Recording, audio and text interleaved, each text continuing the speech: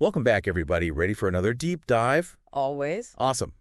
Today, we're going to be looking at Leviticus 14. Okay. It's a chapter all about how someone rejoins the community Okay. after they've recovered from Zaret, which is often translated as leprosy. Interesting. But here's the thing. Yeah. It's not just about, physical healing, right? Right. We're talking spiritual and social restoration, too. Wow. All laid out in some pretty fascinating detail. I'm intrigued. Yeah, and our main source for this deep dive is a modern Christian commentary on Leviticus 14, Okay. which, let me tell you, it offers some really thought-provoking insights. I bet. So what's the deal with this Zarat? Is it really just leprosy? Well, that's where it gets interesting. Okay. Our expert says that Zarat wasn't necessarily the same leprosy we know today. So what was it then? It was more like a manifestation of ritual impurity, Yeah. Something that disrupted the harmony of the entire community. Ooh, I see, like a spiritual imbalance. Exactly. And our source actually calls it the disease of pride. The disease of pride, huh? Yeah. That's a powerful way to put it. It really makes you think about how even today, our social rules often reflect these deeper values, right? Absolutely. So if Zarat represents this kind of spiritual and social break, Right. how does someone actually get back into the community? Well, that's where the priest comes in. Oh, interesting. The commentary really emphasizes how the priest held the authority Yeah. to determine if someone was really ready to be welcomed back. Even after they were physically healed. Exactly. Mm, It's almost like the priest had the final say on their reintegration, that makes sense. like a spiritual gatekeeper of sorts. I can see that. It's easy to see that as just a power thing, right? Yeah. But what if it's actually more about submitting to a higher authority? Like acknowledging that our individual well-being is tied to something much larger than ourselves. That's a really interesting perspective. And the source really drives this point home. Oh. It says, they were not considered clean until the priest conducted the ceremony. Wow. It makes you wonder if there's a modern equivalent to that kind of authority. You mean like who gets to decide when we're fully accepted back into society today? Exactly. Like, think about someone who's made a mistake, or maybe they've been isolated for a while. Right. Who gets to say when they're truly reintegrated? Is there a modern-day priest figure? That's a really thought-provoking question. And the process of getting back into the community in Leviticus 14, it's not simple either. What do you mean? It's not like you just snap your fingers and you're back in. Right. It's this whole intricate multi-step journey. Okay. There are examinations outside the camp, sacrifices, washing, shaving, Wow. even waiting periods. Really?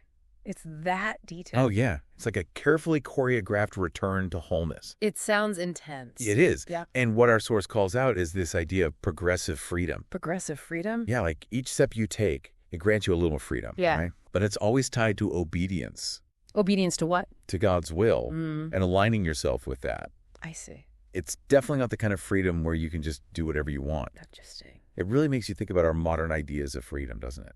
It does. It's a very different perspective. One thing I found super fascinating in Leviticus 14 was all the symbolism. Symbolism. Yeah, like blood, oil, the number 7. Oh, right. These symbols keep popping up throughout the rituals. I can see how that would be intriguing. I have to admit, I was a little lost at first. Yeah, those can be tricky. But thankfully, our expert helps unpack all that.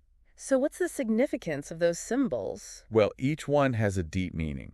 I figured. Like blood, for example, it represents atonement and cleansing, Okay. while oil symbolizes empowerment and the presence of the Spirit. Interesting. And the number 7, well, that always points back to holiness, Right. completion, and God's divine order. It all ties together. Our source actually goes into some really specific interpretations, too. Oh, like what? Well, for instance, they talk about how applying blood to the right ear, thumb, and toe Okay. represents the person's willingness to hear, serve, and follow God. Wow, that's pretty deep. It's amazing how much meaning is packed into these seemingly simple gestures, right? It really is. And speaking of things that are more than just symbolic, Yeah. we can't forget about the sacrifices involved in this process. Oh, right. The animal sacrifices. Exactly. Those weren't just symbolic. No, they would have been a real economic burden. Showing real commitment to this whole process of reintegration. It makes you think about what we might be willing to sacrifice today, To mend relationships or rejoin a community, Absolutely. it's not always easy, No, it's not. which is why I appreciate that our source mentions that there were provisions for people who couldn't afford the full offerings. Oh, that's good. Like there was a way for everyone to participate, regardless of their means. It's like this ancient ritual acknowledged that the desire for community and restoration, it's universal. It's a basic human need. Exactly. And it doesn't matter what your social standing is. That's beautiful. But you know what else I found really striking in Leviticus 14? What's that? This is where things get really interesting. A house could also be infected with Zara. Wait, hold on. Yeah, it wasn't just about individuals. So a house could become ritually impure. It could. Like the spaces we inhabit, they could also become unclean. I've never heard of that before. It's pretty wild, right? It is. So what did that even mean? What did a Zarat house look like? Well, the source doesn't really get into the physical appearance, Okay. but they emphasize that it symbolized a spiritual problem within the home, Interesting. often linked to the owner's pride. Pride, huh? Yeah, and the potential for that pride to disrupt the harmony of the community. I'm starting to see a theme here. Me too. And get this, the source says that if the leprosy returned after the house was cleansed and renovated, Yeah. the whole thing had to be demolished. What? No second chances? Nope. Apparently, recurring Zarat in a house meant there was this persistent spiritual problem. Wow, that's intense. It makes you wonder, what would be the modern equivalent of a spiritually unclean home today? That's a good question. Is it a place filled with negativity? Or maybe where there's been a serious breach of trust? It really makes you think about the energy we bring into our living spaces. And how that impacts us on a deeper level. For sure. It's these kinds of modern connections that make this deep dive so fascinating. Who knew an ancient text could be so relevant to our lives today? I know, right? But maybe we should take a moment to recap what we've learned so far. Yeah, good idea. We've covered a lot of ground. We have. So to start, Yeah. we explored the whole concept of Zarat itself. Right. Moving beyond just the simple translation of leprosy to understand it as this manifestation of ritual impurity Yeah. that could disrupt the whole community. It's a big deal. For sure. Then we went deep into that incredibly detailed process of purification, Yeah. highlighting how each step, Yeah. it wasn't just about physical cleansing, Right. but also about demonstrating humility, obedience, and aligning oneself with God's will. It's a journey. It is. And we also unpacked all that rich And symbolism. the blood, oil, and the number 7. You got it. Discovering how those elements pointed to these deeper spiritual truths. And revealed the layers of meaning embedded within those ancient rituals. Exactly. It's amazing how much depth there is to all of this. And finally, we explored that mind-blowing concept of a house being infected with Zarat Right. Examining what it meant for a home to become unclean. and the drastic measures they took to restore its purity. It makes you think. It really does. It makes you consider how our physical spaces can reflect our inner state. Absolutely. What strikes me most is how these ancient rituals, while strange, And maybe even unsettling to our modern sensibilities. yeah, they still speak to those timeless human experiences. Like the desire for belonging the need for forgiveness. and restoration. And that longing to reconnect with something larger than ourselves. It's incredible how much we can learn from a text that's thousands of years old It really is. It's like we're peeking into a window of the past. and finding reflections of ourselves staring back Exactly. And those reflections can offer us some valuable insights. into our own lives and the challenges we face today. Absolutely. But you know what? Hold that thought. Okay. We're going to be right back to continue our deep dive into Leviticus 14. Looking forward to it. We'll explore what lessons we can glean from these ancient rituals and apply to our lives in the 21st century. Can't wait. Stay tuned. Sounds good. Welcome back. We were talking about a house being infected with Zarat before the break. Yeah, it was a bit creepy to think about. But how does Leviticus 14 actually deal with that, like practically? Well, the homeowner would have to notice something's off and then go to the priest. So imagine going to a priest today and being like, I think my house has, like, bad spiritual vibes. Can you imagine? What happens next? Does the priest just, like, go in and check things out? Well, actually, before the priest even sets foot inside, everything has to be taken out of the house. Oh, really? Yeah, that way if it is infected, nothing inside becomes ritually unclean. So it's like minimizing the damage, even in a situation with, like, judgment involved. Exactly. It really highlights the idea that this isn't about punishment, but about restoring that balance. That purity. Exactly. So then the priest would go in and check for signs of the Zara. Like, what kind of signs? Well, the source says he'd look for like greenish or reddish depressions in the walls Oh, okay. that seem to be going deeper than just the surface. So if he sees that, what happens next? Then there's a waiting period, like a quarantine for the house. How long? 7 days. That number 7 again? Right. Always popping up. It's like a spiritual countdown. And the house is completely sealed up during that time. Oh, wow. And then after 7 days, the priest comes back. And if the infection has spread during that time, Uh-oh. things escalate. Yeah. Meaning? Like serious deep cleaning. Give me the details.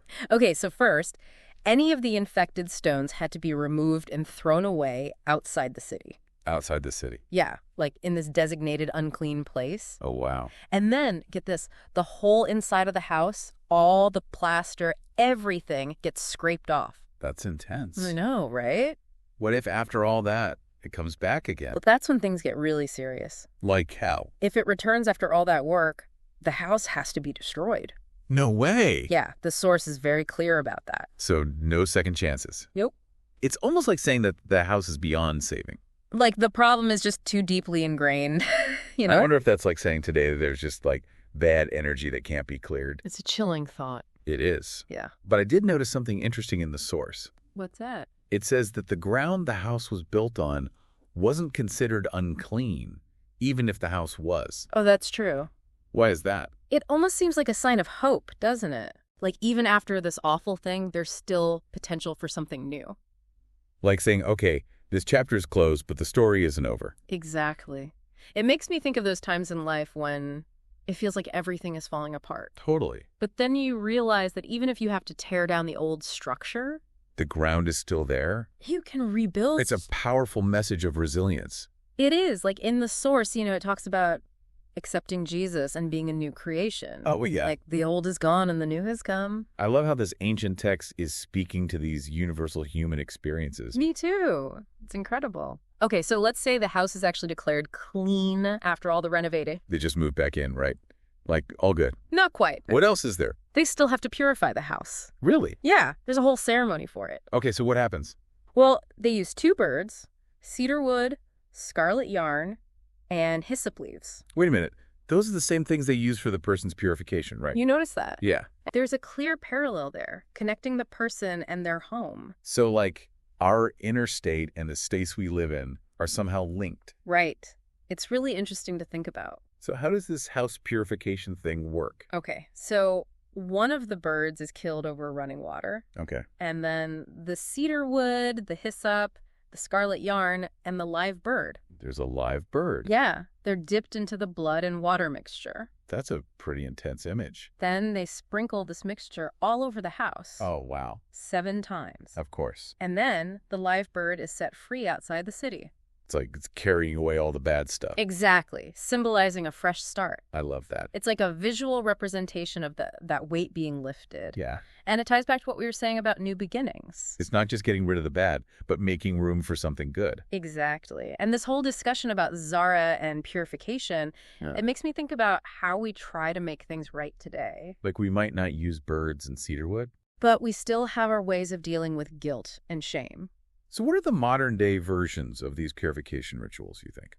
It's a good question to consider. It might be a good place to stop for now. Yeah, we've covered a lot. In the last part, we can talk about how these ancient ideas connect to our lives today. That sounds great.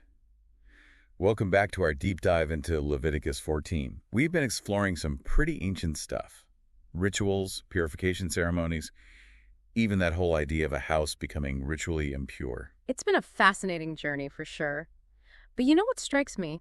Even though it's an ancient text, the themes we're uncovering, they still feel relevant today. I totally agree. It's like we're holding up a mirror to the past and seeing reflections of our own experiences. Right. Like, we might not talk about Zara or offer animal sacrifices these days. But that need for belonging, forgiveness, restoration. That's something we all still deal with. Exactly. And I think that's where the real power of Leviticus 14 lies. It's timeless. Yeah. So as we wrap things up, let's shift gears a bit and think about the 21st century. What lessons can we actually take away from all of this? Well, one way to bridge that gap is to think about the rituals we go through today. Okay. When we've messed up or we're trying to get back into a community. What kind of rituals are we talking about? Even something as simple as apologizing, it's not just about saying the words, right? Right. There's a whole process there. Like what?